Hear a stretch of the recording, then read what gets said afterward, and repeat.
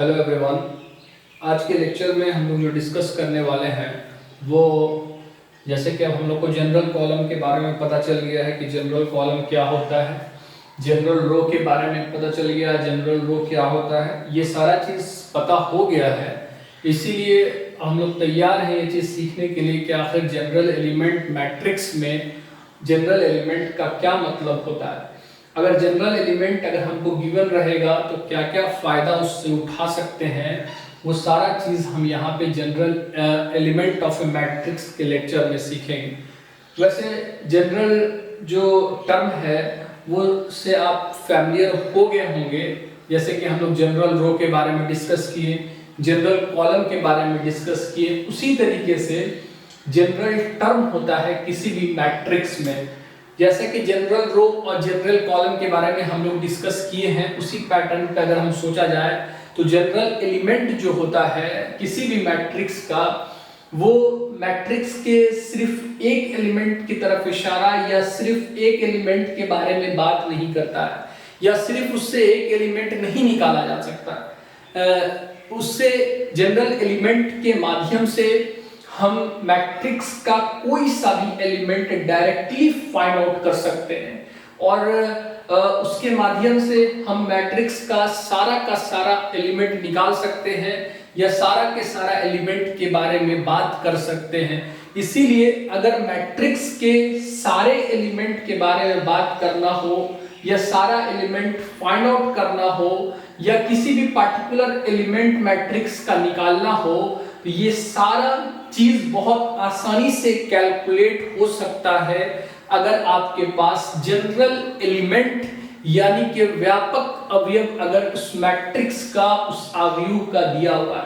ठीक है ना। अब हम आगे देखते हैं जनरल एलिमेंट को कैसे रिप्रेजेंट करते हैं और इसके माध्यम से कैसे हम सारा मैट्रिक्स का एलिमेंट तैयार कर लेते हैं, मैट्रिक्स को तैयार कर लेते हैं। यहाँ पे हम जनरल एलिमेंट को देखेंगे किस तरीके से रिप्रेजेंट किया जाता है। तो यहाँ पे हम लोग लिखेंगे the general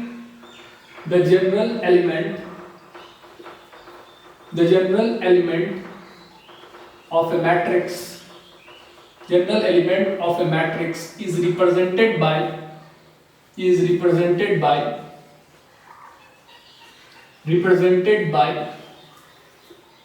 by Aij or it is called as I comma jth element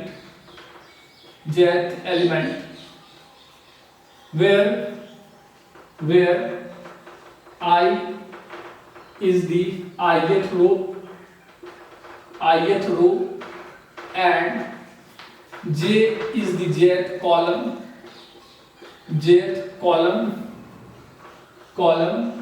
and I comma j belongs to natural number. हम लोग i और j यानी जनरल रो और जनरल कॉलम के बारे में पिछले लेक्चर में डिस्कस कर चुके हैं डिटेल में, इसीलिए आपको पता होगा, बताने की आवश्यकता फिर से नहीं है कि i और j जो होता है वो एक नेचुरल नंबर से संबंधित होता है। हमको अगर i और j सोचना है तो हम नेचुरल नंबर के टर्म में ही सोच सकते हैं। ठीक है। तो अब यहाँ पे जो जनरल टर्म मैट्रिक्स के केस में जो रिप्रेजेंट किया जाता है, जो निरूपित किया जाता है, दर्शाया जाता है, वो aij से रिप्रेजेंट किया जाता है। जैसा कि हम आपको पहले भी बता चुके हैं कि कोई भी एलिमेंट जो मैट्रिक्स का होगा, कोई भी अवयव जो होगा मैट्रिक्स का, वो एक पार्टिकुलर रो, एक पार्टिकुलर पोजीशन उससे संबंधित होता है। हम ऐसा नहीं कह सकते हैं कि वो जो एलिमेंट है वो सिर्फ तीसरे रो से बिलोंग करता है, कॉलम का नाम निशान नहीं, ऐसा नहीं। या हम ऐसा नहीं कह सकते हैं कि कोई भी एलिमेंट सिर्फ तीसरे रो से बिलोंग करता है, कॉलम का कोई पता ही नहीं है कि वो कौन कॉलम से बिलोंग कर रहा है। नहीं, ये सब नहीं चलेगा। जब कभी भी मैट्रिक्स के एलिमेंट के बारे में बात करेंगे तो मैट्रिक्स का प्रत्येक एलिमेंट, ईच एलिमेंट कुछ ना कुछ कॉलम का पोजीशन रखता होगा, कुछ ना कुछ रो का पोजीशन रखता होगा, यानी उसका जो पोजीशन होगा एलिमेंट का वो किसी ना किसी रो या किसी ना किसी कॉलम में जरूर आता होगा। इसीलिए जब कभी भी हम किसी भी एलिमेंट के बारे में बात करेंगे तो रो पोजीशन भी मेरे लिए इंपॉर्टेंट है कि कौन रो पे बैठा हुआ है, और कॉलम पोजीशन भी बहुत इंपॉर्टेंट है कि कौन से कॉलम पे बैठा हुआ है। इसीलिए जब कभी भी हम जनरल एलिमेंट हम मैट्रिक्स का जो लेते हैं उसमें आई जे का टर्म जरूर रहेगा, जहां पे आई एक जनरल रो को यानी व्यापक पंक्ति को दर्शाता है और जे एक जनरल कॉलम यानी व्यापक स्तंभ को दर्शाता है। इसलिए क्योंकि दोनों पोजीशन, रो का पोजीशन और कॉलम का पोजीशन, दोनों पोजीशन एक एलिमेंट के लिए बहुत ही इंपॉर्टेंट है। इसीलिए हम जनरल टर्म जो दर्शाते हैं वो आपको आई और जे के टर्म में दर्शाते हैं। अब हम अगर कोई पार्टिकुलर एलिमेंट चाहते हैं कि वो पार्टिकुलर रो या पार्टिकुलर कॉलम से बिलोंग करता है, वो वाला एलिमेंट चाहिए, तो हम बड़े आसानी से आई और जे का मान वेरी करके हम सारे एलिमेंट को फाइंड आउट कर सकते हैं ना, क्योंकि आई और जे एक जनरल रो एक जनरल कॉलम को दर्शाता है, सारे ही रो सारे ही कॉलम को दर्शाता है। इसीलिए आई का मान चेंज करके हम हर पोजीशन के रो के बारे में बात कर सकते हैं, जे का मान चेंज करके हम सारे पोजीशन के कॉलम के बारे में बात कर सकते हैं। आइए हम यहाँ पे दिखाने का प्रयास आपको करेंगे कि कैसे अगर जनरल टर्म मेरे हाथ लग गया अगर किसी मैट्रिक्स का, तो उससे हम लोग क्या क्या फायदा उठा सकते हैं ना। यहाँ पे लिखते हैं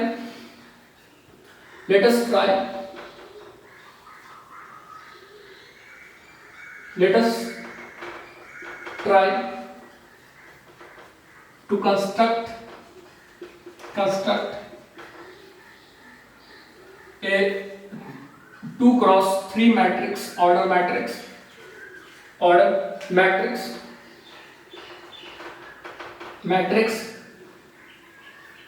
with the help of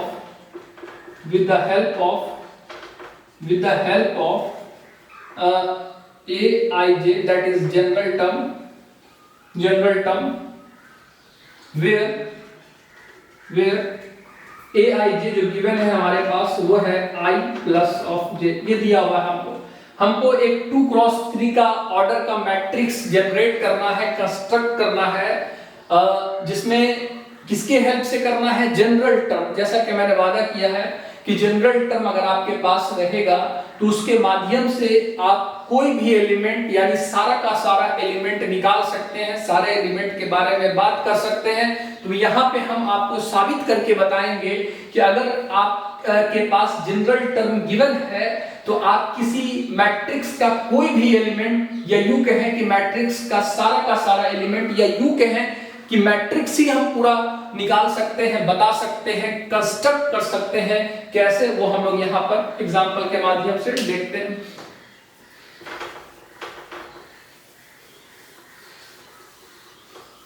अब यहाँ पे देखिएगा कि अगर 2x3 ऑर्डर का मैट्रिक्स है तो यहाँ पे m का मान कितना गिवन है, ये m का मान अगर देखेंगे m का मान 2, टोटल नंबर ऑफ रोज हमको 2 गिवन है, टोटल नंबर ऑफ रोज को हम लोग m से रिप्रेजेंट करते हैं जनरली, और n का मान कितना गिवन है, n का मान गिवन है 3, यानी टोटल नंबर ऑफ कॉलम इस मैट्रिक्स में 3 दिया हुआ है, टोटल नंबर ऑफ रोज कितना दिया हुआ है, 2 दिया हुआ है। हम i और j के बारे में आपको पहले लेक्चर में डिस्कस कर चुके हैं कि अगर कोई भी मैट्रिक्स गिवन रहेगा जिसमें i और j जो रहता है आपका वो जनरल रो और जनरल कॉलम रहता है, और आपको क्या मिनिमम और क्या मैक्सिमम, क्या रेंज i का सोचना चाहिए किसी पार्टिकुलर मैट्रिक्स में, या क्या j का मान सोचना चाहिए किसी भी पार्टिकुलर मैट्रिक्स में, कॉलम किस पोजीशन से किस पोजीशन तक एग्जिस्ट करेगा,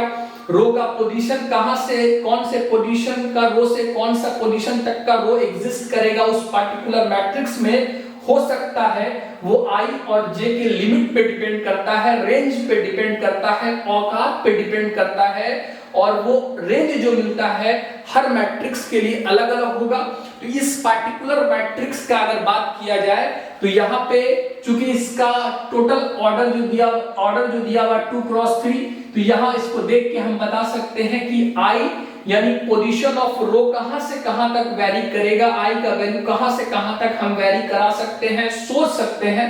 उसी तरह से जे का कहां से कहां तक वैल्यू हम लोग वेरी करा सकते हैं, सोच सकते हैं। वो आई और जे के रेंज यानी उसके लिमिट्स से हमको पता चलेगा। तो यहाँ पे चूंकि यहाँ पे n का मान 2 दिया हुआ है, n का मान 3, तो जो i होता है वो आपका हो जाएगा 1 से लेकर के 2 के बीच में, एंड j का जो मान हो जाएगा वो 1 से लेकर के 3 के बीच में हो जाएगा। जैसा कि हम पहले भी डिस्कस कर चुके हैं, i और j किसी भी रो या किसी भी कॉलम के पोजीशन से संबंधित होता है, पोजीशन वाले रो को दर्शाता है, इसीलिए ये कभी भी फ्रैक्शन नहीं हो सकता, निगेटिव नहीं हो सकता, जीरो नहीं हो सकता। वो सारा जब कभी भी i और j का वैल्यू हम सोचेंगे तो वो एक नेचुरल नंबर सोचेंगे। तो यहाँ पे 1 से 2 के बीच में 1 को इंक्लूड करने के बाद, 2 को इंक्लूड करने के बाद अगर सारा नेचुरल नंबर यानी प्राकृतिक संख्या सोचा जाए तो i का वैल्यू 1 भी हो सकता है, 2 भी हो सकता है ना, 2 ही हो सकता है। 1 और 3, 1 को भी लेना है, इंक्लूड करना है, 3 को भी इंक्लूड करना है। तो j का संख्या क्या क्या सोचा जा सकता है, 1 सोचा जा सकता है, 2 और 3 सोचा जा सकता है। इसका मतलब है इस पार्टिकुलर मैट्रिक्स में जिसको हम कंस्ट्रक्ट करने जा रहे हैं, उस मैट्रिक्स के पास टोटल 2 पोजीशन का रो अवेलेबल है। पहला पोजीशन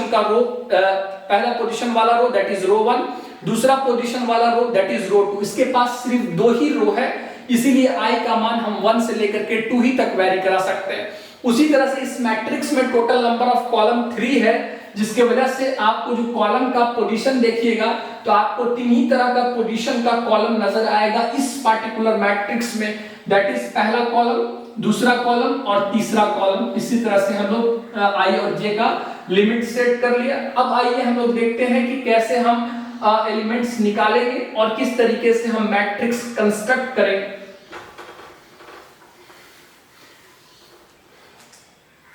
यहाँ पे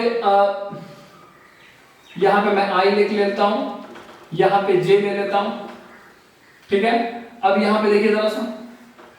अब चूंकि सारा का सारा जो एलिमेंट होगा, हर एलिमेंट कुछ ना कुछ रो का पोजीशन रखता होगा, किसी ना किसी रो पे होगा या किसी ना किसी कॉलम पे होगा, यानी उस एलिमेंट से संबंधित कुछ ना कुछ i का मान होगा, कुछ ना कुछ j का मान होगा। यहाँ पे i का 2 ही मान संभव है, 1 और 2, j का 3 ही मान संभव है, 1, 2 एंड 3। तो अगर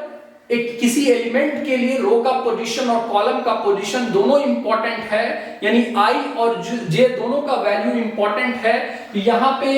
जो i का वैल्यू है और j का वैल्यू है, इससे संबंधित हम i और j का कितना पेयर सोच सकते हैं, क्योंकि कोई भी एलिमेंट आएगा तो i और j दोनों का जितना भी पॉसिबल कॉम्बिनेशन है, वो सारा पॉसिबल कॉम्बिनेशन अगर सोचेंगे तभी जाके सारा का सारा एलिमेंट निकल करके आएगा। तो यहाँ पे जो i का मान और j का जो हमारे पास रेंज है, उसके हिसाब से अगर पॉसिबल देखा जाए i j का कॉम्बिनेशन, यानी डिफरेंट रो और डिफरेंट कॉलम का जो पोजीशन है उसका क्या क्या कॉम्बिनेशन हो सकता है, क्योंकि i और j के कॉम्बिनेशन ही पे तो हम लोग एलिमेंट्स को बैठाएंगे, क्योंकि कोई भी एलिमेंट i और j यानी रो का पोजीशन और कॉलम का पोजीशन दोनों लेकर के आएगा। इसीलिए अगर यहाँ पे i = 1 यानी पहला पोजीशन रो का दिया जाए और j का भी पहला पोजीशन दिया जाए, तो आप यहाँ पे देखेंगे जो एलिमेंट आपके पास होगा जनरल एलिमेंट जो ये होगा, तो एलिमेंट आ जाएगा आपको a11, ठीक है, a11। उसी तरीके से पहला रो लिया, दूसरा कॉलम, तो ये आ जाएगा a12। उसी तरीके से आगे बढ़ेंगे, सारा एलिमेंट का हम लोग सेट कर लेते हैं। अब यहाँ पे देखिए जो फॉर्मूला दिया हुआ है जनरल एलिमेंट का aij का, वो i + j दिया हुआ है। i + j का मतलब है कि कोई भी एलिमेंट आपको उस मैट्रिक्स का निकालना है, आप उस मैट्रिक्स का पोजीशन देखिए, रो का क्या हो रहा है और कॉलम का पोजीशन, दोनों को ऐड कीजिएगा तो आपको वो पार्टिकुलर एलिमेंट निकल जाएगा। तो अगर हम पहला रो और पहला कॉलम का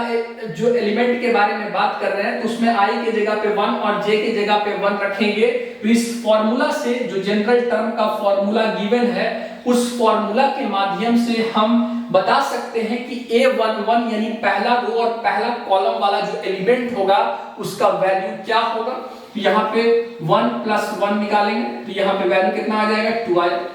उसी तरीके से A12 निकालेंगे 1 + 2 दैट इज 3 आ जाएगा। उसी तरह से पहला रो हो गया, पहला रो मैंने ले लिया, पहला रो तीसरा कॉलम भी संभव है तो यहाँ पे एलिमेंट हो जाएगा A13। तो यहाँ पे अगर जनरल फॉर्मूला के माध्यम से निकाला जाए एलिमेंट को तो 4 निकल जाएगा वैल्यू। उसी तरीके से दूसरा रो को सिलेक्ट करेंगे अब, क्योंकि सारा कॉलम फिनिश हो गया है। टोटल मेरे पास 3 कॉलम है तो पहला रो और सारे कॉलम के साथ कॉम्बिनेशन देख लिया। उसी तरह से दूसरा रो और सारा कॉलम के साथ कॉम्बिनेशन देखेंगे A21 निकल जाएगा, इसका जो वैल्यू आ जाएगा 2 + 1 दैट इज 3। उसी तरीके से 2 + 2 हो जाएगा। दूसरा रो का पोजीशन, दूसरा कॉलम का पोजीशन, तो एलिमेंट जो आएगा A22 दैट इज इसका वैल्यू आ जाएगा 2 + 2 दैट इज 4। उसी तरीके से दूसरा रो और तीसरा column that is A23 element, इसका जो वैल्यू आ जाएगा 2 + 3 दैट इज हो गया क्या 5 हो गया। कहने का मतलब है कि अगर बात किया जाए 2 × 3 मैट्रिक्स का तो 2 × 3 मैट्रिक्स के पास टोटल 6 एलिमेंट्स ही संभव होगा। अगर सारा एलिमेंट के बारे में बात किया जाए तो सारा एलिमेंट कुछ ना कुछ रो और कॉलम का पोजीशन यानी I और J लेकर के आएगा। मेरे पास जो I और J का डाटा अवेलेबल है यहाँ पे इस मैट्रिक्स के लिए,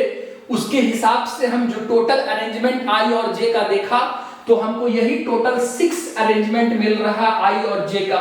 I और J का अरेंजमेंट का मतलब है जितना भी रो और कॉलम का पोजीशन संभव है इस गिवन I और J के वैल्यू के साथ, वो सारा हम सोच चुके हैं। ये पहला रो पहला कॉलम का एलिमेंट दैट इज 2 हो जाएगा, पहला रो दूसरा कॉलम का एलिमेंट 3 हो जाएगा। इस तरीके से जनरल टर्म के माध्यम से, चूंकि यहाँ पे जनरल टर्म दिया हुआ है इसीलिए जनरल टर्म के माध्यम से मैंने सारा एलिमेंट निकाल दिया। अब सारा एलिमेंट निकाल, जैसा कि हम पहले भी बताए थे कि जनरल टर्म अगर गिवन रहेगा तो हम कोई भी एलिमेंट निकाल सकते हैं, या यूं कहें कि सारा एलिमेंट निकाल सकते हैं, या यूं कहें कि हम मैट्रिक्स ही फाइंड आउट कर सकते हैं। अगर आप मैट्रिक्स का सारा एलिमेंट निकाल लिया तो इसका मतलब मैट्रिक्स ही फाइंड आउट कर लिया। अब यहाँ पे अगर हम एक चीज और करना चाहें, यहाँ पे I का वैल्यू अगर हम रखना चाहें 3 और इसका वैल्यू 1 रखना चाहें दैट इज A31 एलिमेंट के बारे में बात करें, यानी तीसरा रो और पहला कॉलम, तो जरा सा देखिए तो जो मैट्रिक्स हमको गिवन है उसके पास टोटल जो रो का पोजीशन अवेलेबल है, लास्ट पोजीशन जो रो का वो 2 है, तीसरा पोजीशन वाला कोई रो उपस्थित नहीं है इस मैट्रिक्स में, इसीलिए तीसरा रो और पहला कॉलम से संबंधित कोई भी एलिमेंट एग्जिस्ट नहीं करेगा इस मैट्रिक्स में, है कि नहीं। इसीलिए जनरल टर्म का ये मतलब नहीं है कि जो एलिमेंट एग्जिस्ट ही नहीं कर वो एलिमेंट निकाल दिया, वैसा नहीं करना। जनरल टर्म का मतलब ये हुआ कि आप उसके माध्यम से मैट्रिक्स में आने वाला सारा टर्म निकाल सकते हैं। तो मैट्रिक्स में A31 एग्जिस्ट नहीं कर रहा, नहीं आ पा रहा, क्योंकि तीसरा रो एग्जिस्ट नहीं कर रहा है मेरे ये वाले मैट्रिक्स में, I का वैल्यू 3 एग्जिस्ट नहीं कर रहा, इसीलिए हम A31 एलिमेंट के बारे में नहीं सोच सकते हैं, इसके बावजूद कि मेरे पास जनरल टर्म गिवन, इसीलिए ना ही इस फॉर्मूला को यूज कर सकते हैं, ना ही A31 निकाल सकते, ये वाला वैल्यू नहीं करता। इसीलिए अब जो मैट्रिक्स हम यहाँ पे कंस्ट्रक्ट करेंगे वो मैट्रिक्स हो जाएगा। Then the matrix will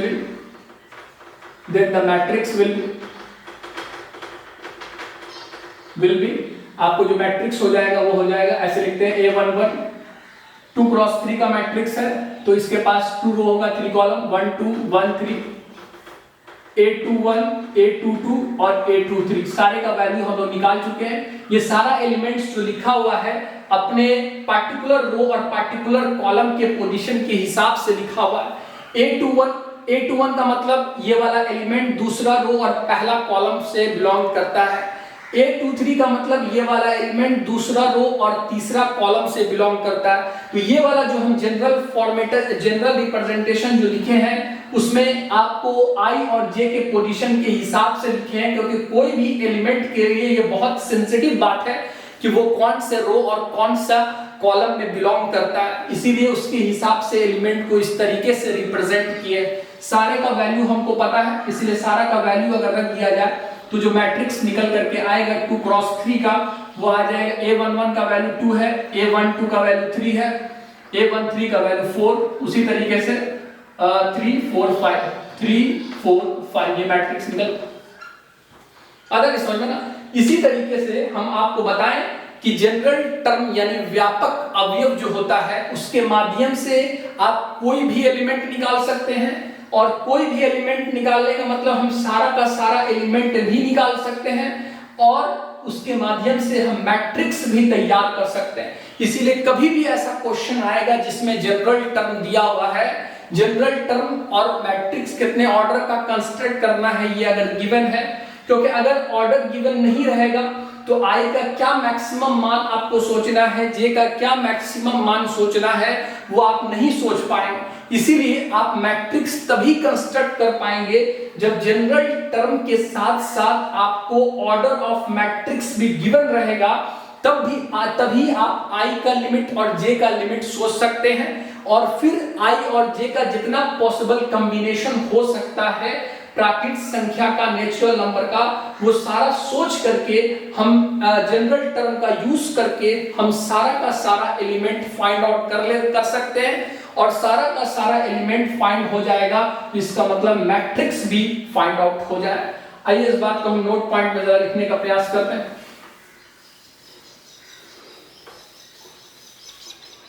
यहां पे नोट में हम लिख लेंगे बात को। सबसे पहला बात जो ध्यान में रखना है, if order of matrix is given, if order of matrix is given, order अगर मैट्रिक्स का गिवन है, then सबसे पहला में we can find any of the element of the matrix directly। ठीक है, अगर आपके पास जनरल एलिमेंट गिवन है, ऑर्डर गिवन है, तो ऑर्डर पे नजर रखते हुए, ऑर्डर का ध्यान रखते हुए, ऑर्डर का गरिमा बचाते हुए हमको ये देखना होगा कि कोई भी एलिमेंट जो पूछा जा रहा है उसको डायरेक्टली हम जनरल टर्म से निकाल सकते हैं, कोई दिक्कत वाली बात नहीं। i j का सुटेबल मान रखिए, जो पोजीशन और जो रो का आपको एलिमेंट निकालना है वो i का पोजीशन आप सब्स्टिट्यूट करिएगा, j का पोजीशन सब्स्टिट्यूट कीजिएगा, आपको वो पोजीशन का आपको एलिमेंट निकल जाएगा कि क्या है उस पोजीशन का। दूसरा हमको जो ध्यान में रखना वो ये कि with the help of general term we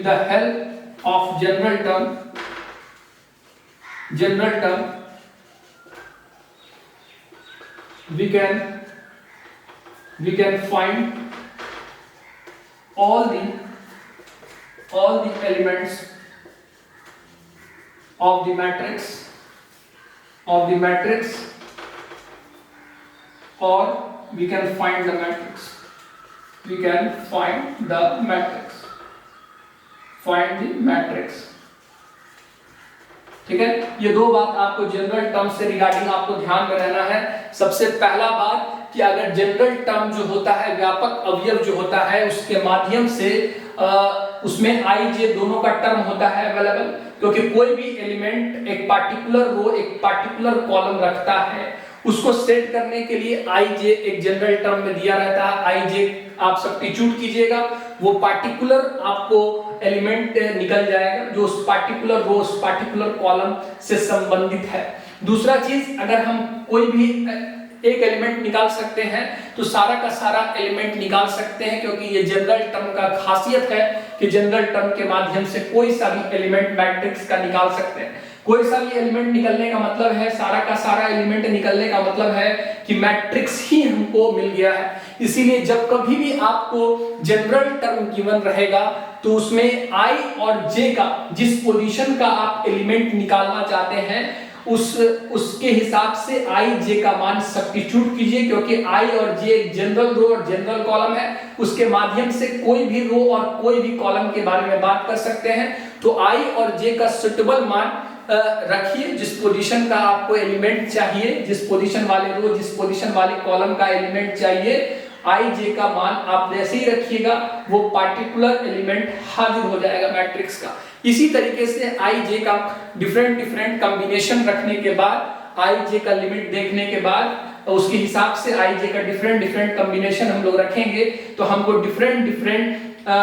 element हमको उस मैट्रिक्स का मिलते जाएगा। इसी तरीके से हम लोग जनरल टर्म के माध्यम से सारा का सारा एलिमेंट फाइंड आउट कर लेंगे, यानी मैट्रिक्स फाइंड आउट कर लेंगे। ठीक है, आज के लेक्चर में इतना ही रहने दीजिए, नेक्स्ट लेक्चर में हम लोग आगे डिस्कस करेंगे।